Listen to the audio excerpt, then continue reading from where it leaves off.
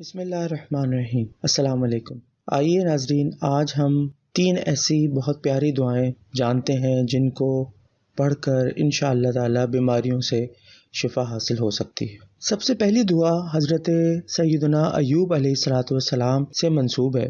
روایات میں ملتا ہے کہ جب آپ تکالیف میں مبتلا تھے تو آپ نے اللہ تعالیٰ سے اس طرح سے دعا مانگی اور یہ دعا سورہ انبیاء میں موجود ہے۔ حضرت ایوب علیہ السلام کی دعا یہ ہے: بسم اللہ الرحمن الرحیم، انی مسنی الضر وانت ارحم الراحمین۔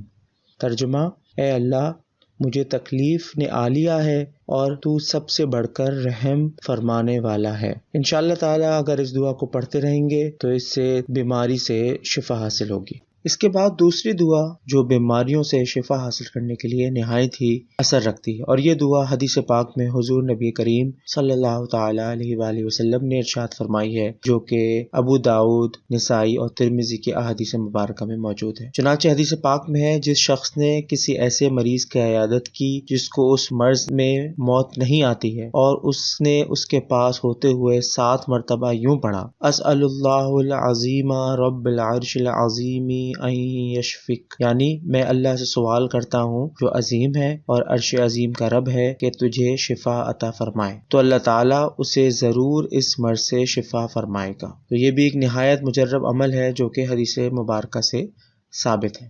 اور بیماری سے شفا حاصل کرنے کے لیے تیسری دعا کو کسی بھی تکلیف، درد یا مریض پر 100 مرتبہ پڑھ کر دم کرنا ہے، اور وہ دعا ہے بسم اللہ الرحمن الرحیم۔ تو یہ 3 دعائیں ہیں، ان میں چاہیں تو آپ تینوں پہ عمل کریں یا جو آپ کو آسان محسوس ہو اس پہ عمل کریں۔